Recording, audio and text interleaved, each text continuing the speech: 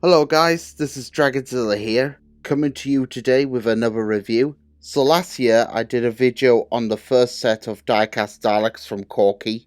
The link to that will be in the description below, so it makes sense that we should cover Pack 2. Now I saw Pack 2 on the same day that I got Set 1 back in 2005, and I wanted to get both packs. The third was absent at the time, but my folks, i.e. parents, could only afford one.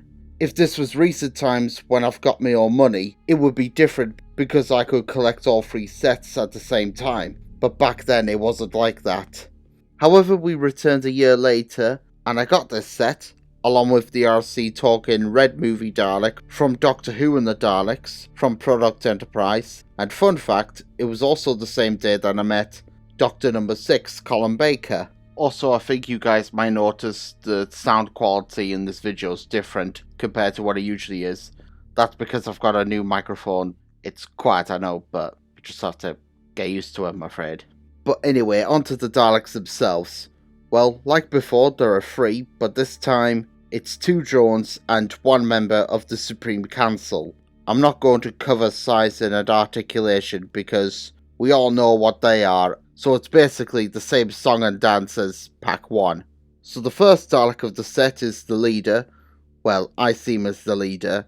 And he is a red Dalek, which for the most part is the same as the Dalek controller from Pack 1. The only differences are the silver hemispheres. And the red colour scheme is glossy and shiny, where the previous red Dalek had black hemispheres and a bright matte red. Also, I should point out that the Red Daleks are often referred as Saucer Commanders, something I forgot to mention in the previous review, but I'm going to talk about that now. And that is an accurate title, but for me, here's how I see him. If a Red Dalek has silver hemispheres like this guy, then it is a Saucer Commander, and if it has black or gold hemispheres, it's a Dalek Supreme. Now, as we all know, there were no Red Daleks in the classic series.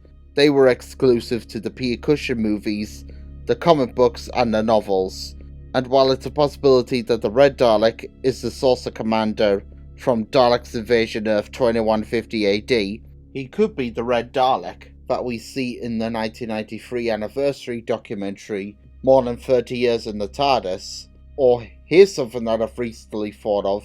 During Dalek Mania, Terry Nation actually wanted to give the Daleks a spin-off outside of Doctor Who called The Destroyers. The Destroyer! Sorry, I couldn't resist.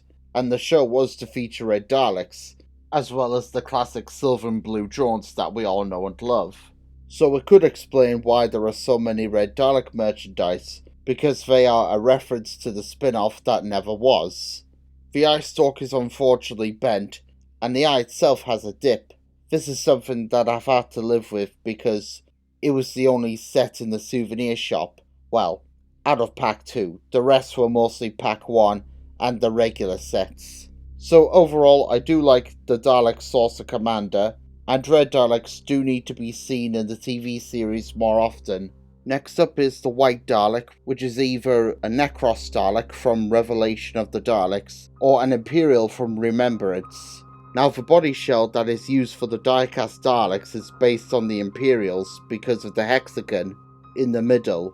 But for this particular Dalek, well, judging by the paint job, the white looks to be a cream colour, but bright, and the gold hemispheres are kind of dark, so I'm guessing that it's meant to be a Necros Dalek. In the episode, the Necron area was gold, but I think there might have been one that did actually have a black neckband. But it is a Corgi model, so of course it would be black, not gold. Again, like the Dalek Saucer Commander, his eye stalk is tilted, but it's not as bad, and just something that you gotta live with. If it were a character options Dalek, then you could just place the eye stalk in boiling hot water and bend it into place. Something that I've been meaning to do with the Suicide Bomber Dalek from the 4th Doctor Adventure gift set. The packaging didn't say what episode the White Dalek is from, but I think it's meant to be the Necros Dalek from Revelation of the Daleks, like I said earlier. But do you agree with me, or do you think it's an Imperial from Remembrance of the Daleks? Let me know in the comments below. Finally, the third Dalek in Pack 2 needs no introduction, since this was only seen once, and it is the Exelon Dalek from Death to the Daleks starring John Pertwee as Doctor number 3. So for the most part, the Silver Dalek is the same as the 60s Dalek that is featured in the main anniversary gift sets and the Monster Twin pack with the Cyberman. However, the only difference is that he has black hemispheres instead of blue. He's the only Dalek in the set who has escaped bent eye stalk syndrome. Unfortunately, he has a dip in the eye, like the Red Dalek Saucer Commander. Just goes to show that the eyepiece is really the weak spot of a Dalek. The midsection is meant to be black, but Corgi paint their Daleks all over except for the hemispheres, fenders, and neckbin areas. The dome lights on the model are tiny, so they're not orange like they were in the episode, but there were some Exelon Daleks that did have the clear lights. And they also had machine guns because their exterminator weapons were useless on the planet Exelon. However, the gun on Corgi's model is a normal regular Dalek gun. And that's it, I'm afraid. There's not really much to say on these Daleks. Well, that probably explains why there's not many reviews on the Dalek packs. I know that Pertry Smith 11 kind of reviewed the Dalek packs, but that video was mostly on the products that Corgi did for their Doctor Who line. Unlike Pack 1, Pack 2 is a bit more common. At least I seem to notice it more often than the other two sets. And if you're a Dalek fan, then I would highly recommend finding this set. And despite getting Pack 2 on my second visit to the exhibition that was at Blackpool back in 2006, on one hand I wish I bought it on the same day that I got Pack 1, but it did get scratched up with all the play, so the same would have happened to these Daleks too.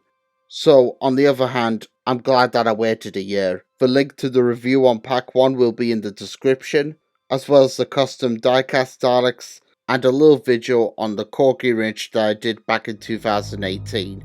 This is Dragonzilla signing out. I hope you take care during these difficult times, stay safe, and I'll see you all next time. Bye for now.